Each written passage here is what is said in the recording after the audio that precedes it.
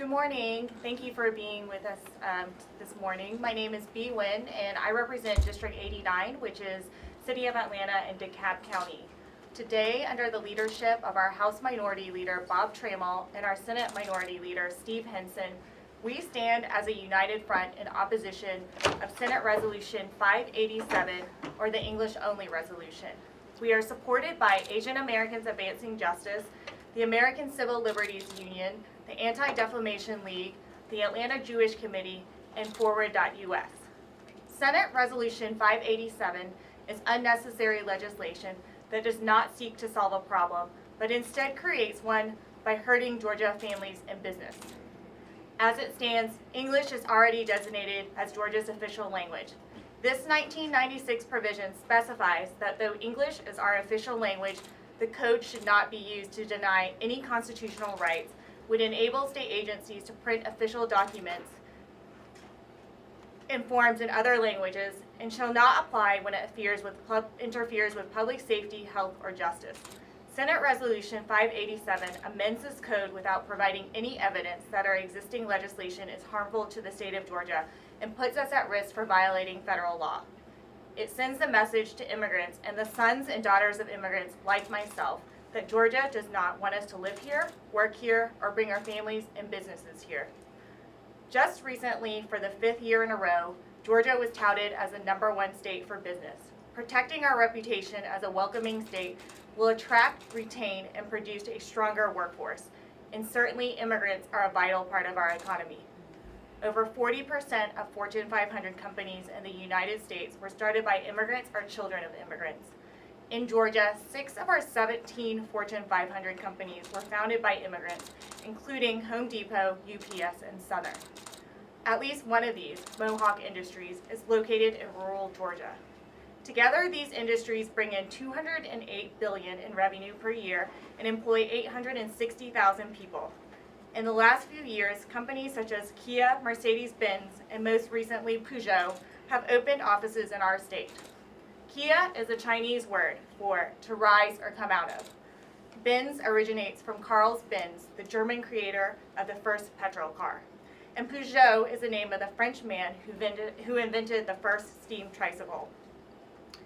As we compete to bring in new industries to our state, such as Amazon and Apple, 2 companies founded by children of immigrants from Cuba and Syria respectively, we gain nothing by sending the wrong message. Our laws should make it easier, not harder, for Georgians to become productive members of society. Like Jeff Bezos and Steve Jobs, I am the daughter of immigrant parents, former refugees who came to the United States from Vietnam. My father was held a political prisoner in his own country for 3 years. When my parents fled their country, they came to America in pursuit of liberty. They arrived with nothing, no money, no assets, and no language skills. With the support of President Carter, Republican Governor Robert Ray, a Catholic priest, and an American veteran, my parents built a fruitful life. My father's first job was as an orderly at a mental institution where he made $3.35 an hour. He attended Iowa State University and earned his engineering degree in 2.5 years because becoming an engineer did not require English proficiency. And when he did become English proficient, he went back to school to become a pharmacist. He has spent the last 25 years of his life at the Medical College of Georgia and the Veterans Hospital in Augusta, Georgia. He raised 5 American daughters, all of whom are bilingual and bicultural. 2 of his daughters are attorneys, 2 of his daughters are digital designers, one of whom is currently employed by Amazon, and his other daughter is the first Vietnamese American to serve in Georgia's General Assembly. American people empowered my parents to create their American dream by removing barriers, not by putting up obstacles. When we invest in immigrants, the return is shared economic prosperity. My father is proof of this, and we as Georgians must preserve and protect the integrity of our country and our state. Thank you.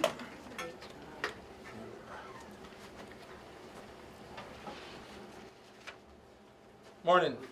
Buenos dias. My name is Representative Pedro Marin, and I represent the 96th District, which includes part of the cities of Norcross and Duluth. I want to thank all the members of the press for being here today as we discuss this important topic.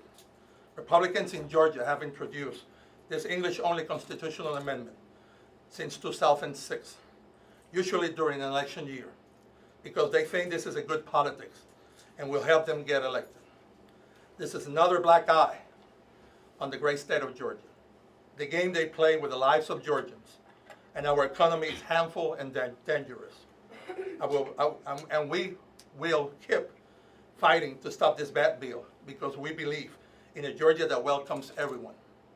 It is important to have this press conference so people in Georgia know who keeps pushing this English-only constitutional amendment, which is bad for business and bad for Georgia families, and who is fighting for the rights and freedom. Georgia is the #1 state on to do business, and we should work to keep it that way by encouraging new Americans to start businesses, not scare them away with bad leadership. We currently have thousands of businesses owned by individuals whose first language is not English.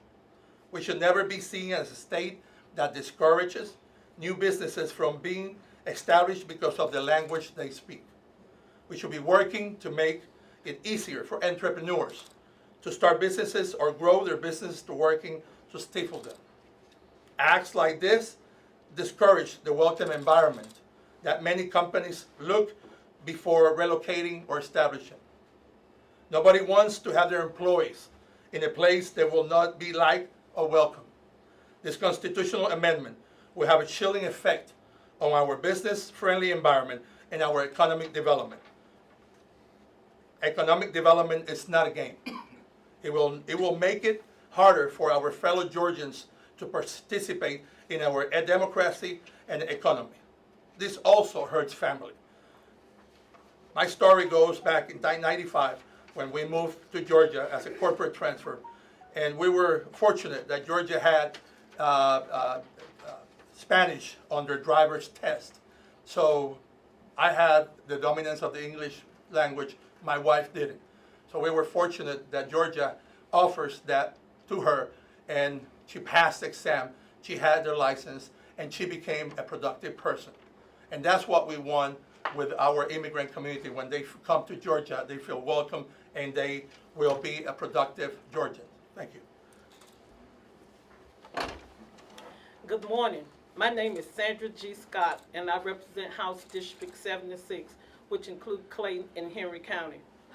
As a United States veteran who served in South Korea, Fort Hood, Texas, and Nuremberg, Germany, I oppose this English-only constitutional amendment supported by Republican leaders in the Georgia State Senate. This amendment does not reflect the American values I fought for, and it will hurt hard-working immigrants who contribute to our shared prosperity and call Georgia home. I will stand and fight hard to stop this English-only constitutional amendment because I ran to help the people of Georgia, not hurt them. I also have the honor of serving as the Vice Chair of the Georgia Legislative Black Caucus. As an organization, we have come together to protect the people of color, the voiceless, and the disadvantaged citizens of Georgia.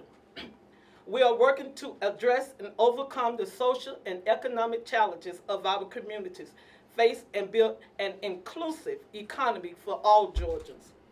This English-only constitutional amendment does nothing to help those in need, but create barriers and discriminate against those who do not speak English fluently.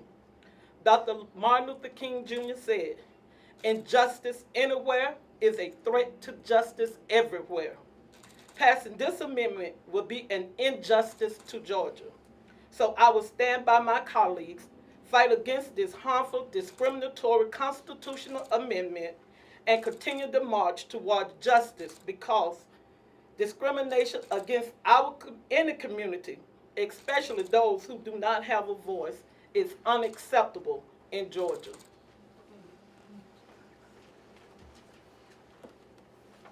Thank you. Steve Henson. I've served as a chair of a licensing board and a state senator and been in public service for over 30 years. I want you to know that through that time I've heard a lot of people complain about issues, about health care and education and many others. but I have not had a citizen come to me and say they went to the probate court and couldn't take care of their mother's estate because all the forms were printed in foreign language, or that they went down to the county government to file the plat on their property, but couldn't deal with that issue because all the papers were printed in different language. We want you to know that this is an effort by Republicans to distract Georgians from the important issue. The important issues of health care, education, and others that we should be dealing with.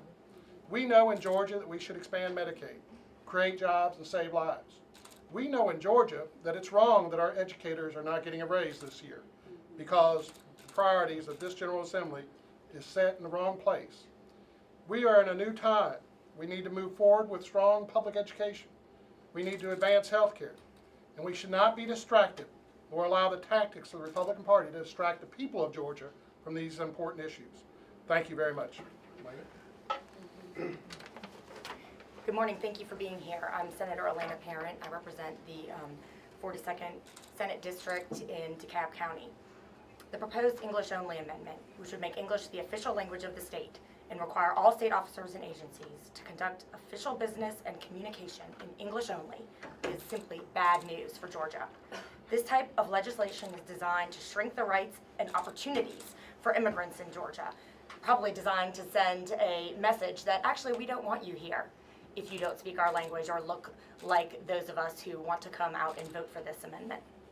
It is not necessary to the state and instead will hurt Georgia in many ways. It will not fix any problem, but will instead create many, as it is a danger to Georgia's economy, the public safety of all Georgians, and it sends a message that is entirely out of line with the values and inclusiveness that we should strive to promote within our state if we do want to continue to be a leader in the global economy. This type of posturing, and that's what it is, political posturing, is terrible for public perception of our state. Those who don't maybe understand the General Assembly, as well as those of us who stand up here, and don't realize that it is Republicans pandering to xenophobic elements and trying to get themselves an advantage in the Republican primary. Many people don't understand that, and they will react to the messages that they see coming out of the leadership down here. Businesses will think twice about coming to Georgia when the leaders of the state are willing to play games, xenophobic games, that demonstrate a lack of tolerance, acceptance, and willingness to promote the livelihood and futures of people regardless of their background, but instead commensurate with their talent and their hard work. Amazon, as an example, has given $33 million in scholarships to the Dreamers program. The company's CEO, Jeff Bezos, is the son of a Cuban immigrant who came to America at the age of 16 with no English skills. Do we really want to send a message to companies such as Amazon that we are a state that discriminates against those aiming to make a better life for themselves and their families, simply because they are not fluent in English? If that is the image we hope to promote, we may as well say adios, Amazon. Unfortunately for Georgia, news of the proposed amendment has already spread far and wide throughout the media and across the country, appearing in numerous national publications. U.S. News and World Report, and notably the Seattle Times, the city in which Amazon is headquartered, have already picked up this story. For Georgia to remain globally competitive, we cannot demand that everyone who wants to live or do business here be immediately fluent English speaker. To do so simply puts us at a talent and competition disadvantage. We also cannot promote policies that portray our state as anti-immigrant or discriminatory. In addition to these economic losses, this amendment will create immense headaches for the court system and waste taxpayer dollars. The amendment gives private citizens and business owners the right to sue the state alone among potential actions against the state, which otherwise has sovereign immunity, to sue the state if they discover that any state agency violated this amendment. The state would have to deal with consistent lawsuits from people trying to make a buck or make a point. Defending against these frivolous claims will require the state to waste taxpayer dollars, the court's time, and other resources. This is fiscally irresponsible and frankly an absurd outcome. The Senate Caucus is proud to stand hand in hand with the House Caucus, the Georgia Black Legislative Caucus, and the other groups that have been mentioned here today, in sending a strong message that no, Georgia does not want this policy, and we will fight strongly against it, and we will call it out for what it is, a xenophobic message that, instead of trying to move our state forward, simply panders to the worst elements out there, those that we should be telling to embrace our diversity and move our state forward, instead of pandering to them and legitimizing anti-immigrant and xenophobic emotions. Thank you very much for being here today. Good morning, my name is Sam Park. I'm the state representative from House District 101, which includes the city of Lawrenceville in the heart of Gwinnett County, the most diverse county in the southeast region. America is a nation of immigrants.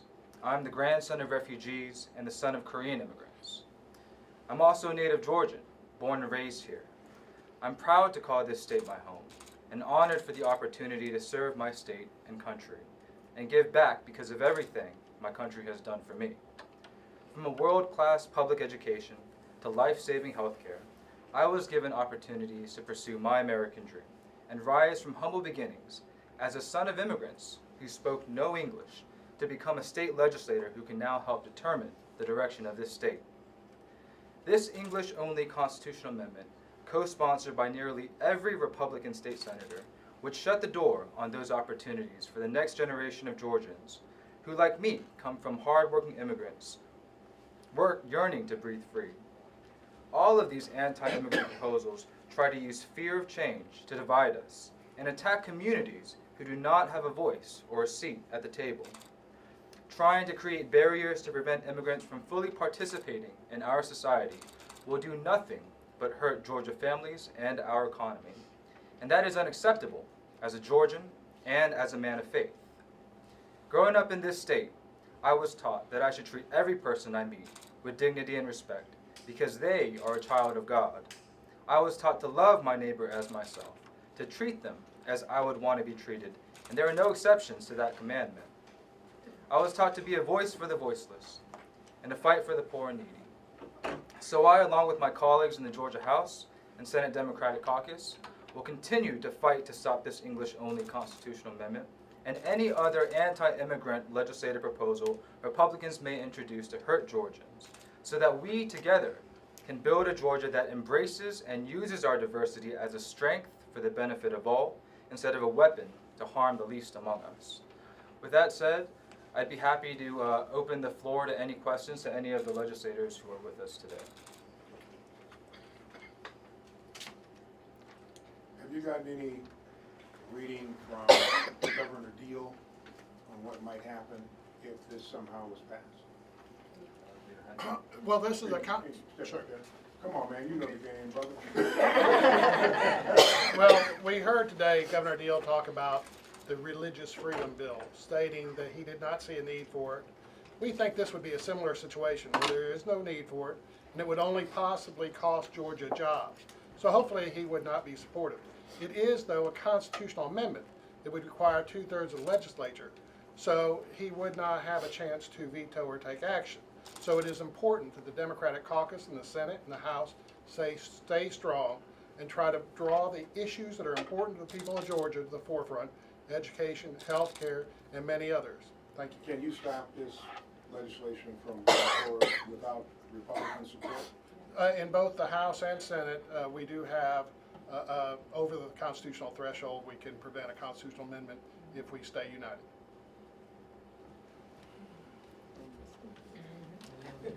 If there are no other questions, I thank you everybody for your time and enjoy the rest of your day.